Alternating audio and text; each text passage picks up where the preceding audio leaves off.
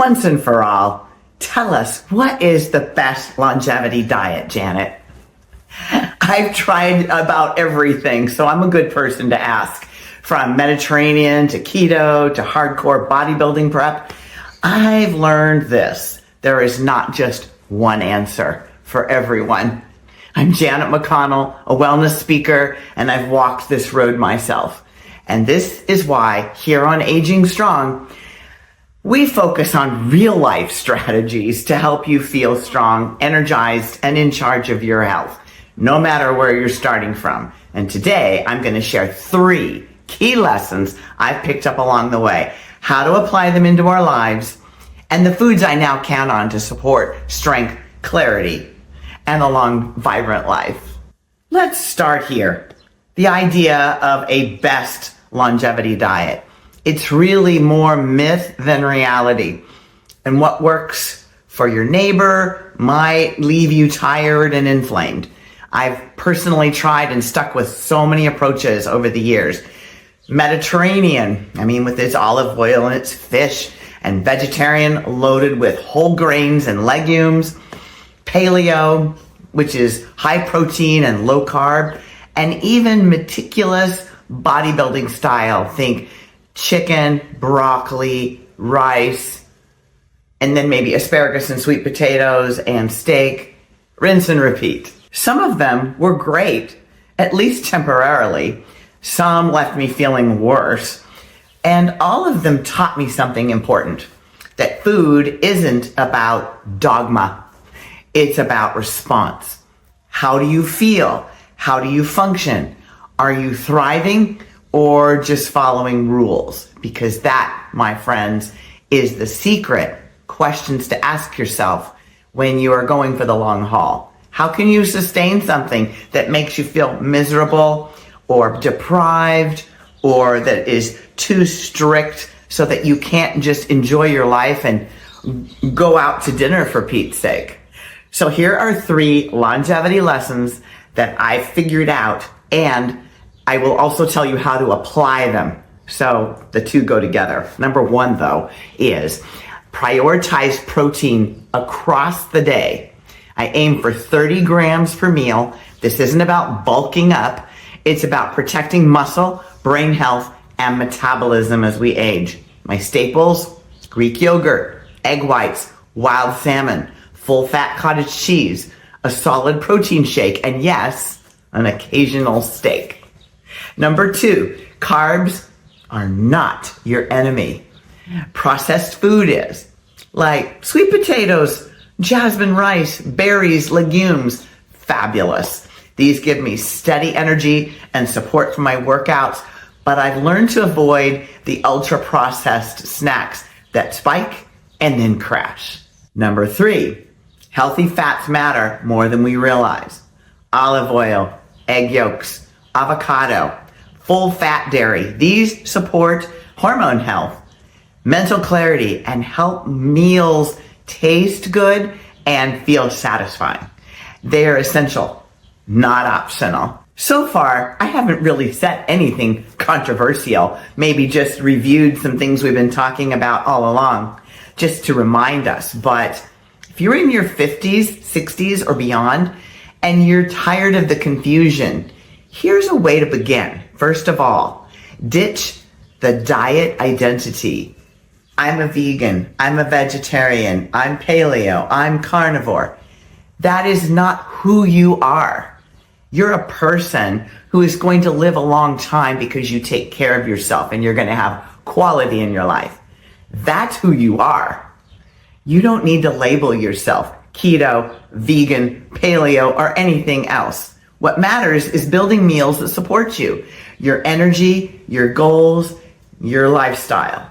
And by not having that identity, it allows you to borrow from different plans and try different things and put together your own Jack diet or Sarah diet or Genevieve diet. That's what's going to work for you. So I want to encourage you to branch out and try different things from different plans that you like. For example, Sarah, She was in her mid-60s, and she was following a strict keto and intermittent fasting diet, which she found online, as one does. She had the discipline, no doubt, but she was also constantly tired and noticed that she was irritable and snappish with her family. And she was secretly dreading the meals after a few weeks. She started to get the ick. And that, my friends, is not sustainable. Once we gave her permission to let go of the label of keto and intermittent fasting, she could broaden her choices and just build a simple, balanced meal with enough protein, a wider variety of vegetables, and healthy fats. Everything changed. And then, as this new plan took hold, her energy came back, her mood lifted, she was nicer to people in her lives. Her relationship with food stopped feeling like a battleground. This shift gave her life back. So for her, dropping the identity was a masterstroke. Number 2, notice how you feel. Now, I don't mean by that you should just eat what you feel like eating. No, it is actually connecting with your body and its responses and the outcomes of what you're consistently taking in. So forget chasing the scale. Start paying attention to how you feel. Energy, digestion, sleep, mood.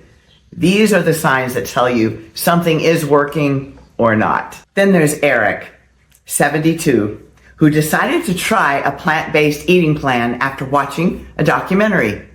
At first, he was excited, but within a couple of weeks, he felt bloated, his joints were stiff, and he became mentally foggy. So we tried something different. He began journaling how he felt after each meal.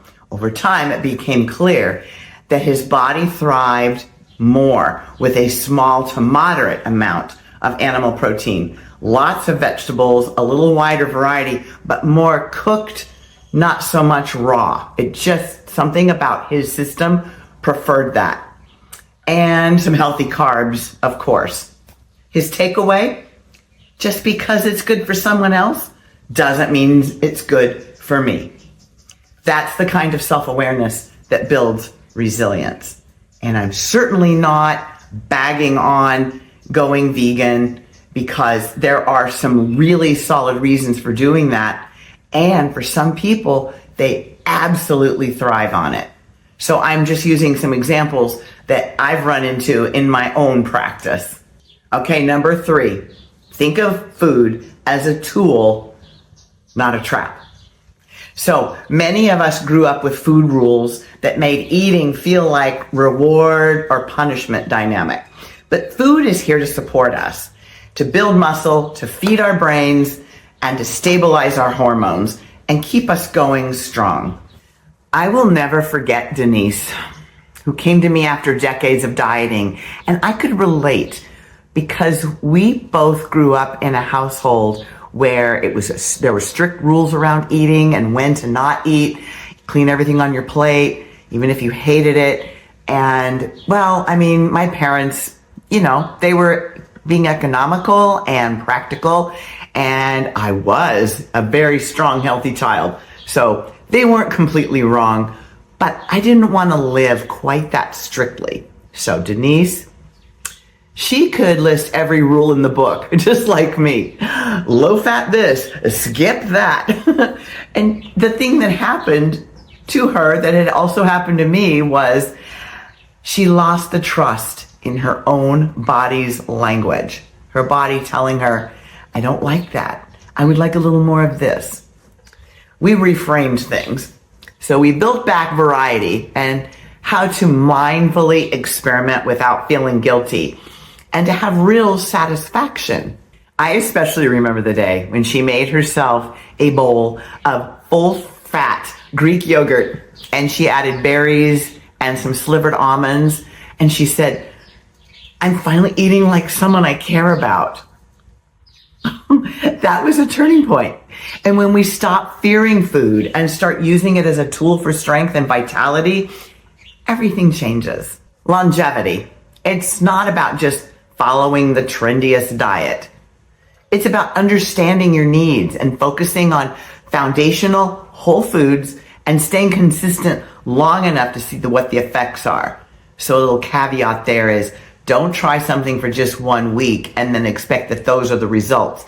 You might need to, I usually recommend like a 30-day trial on something so you can really experience the full ups and downs, what's working, what's not working, and then you can continue to retool parts of it. As long as you're sticking with wholesome foods and you're getting a good spread of vegetables, healthy fats, and proteins, and getting enough grams of protein, you really can't go wrong. No more chasing perfection. Just build something sustainable and strong. If this helps bring clarity, and then share it with someone who's tired of the diet noise, aren't we all? And ready for some real guidance. And if you're wondering whether building muscle or doing cardio matters more after 60, especially when it comes to longevity, don't miss my next video. I'll break down what I've learned through training, competition, and real life experience. Eating well doesn't have to be about being perfect. It's about being prepared to thrive.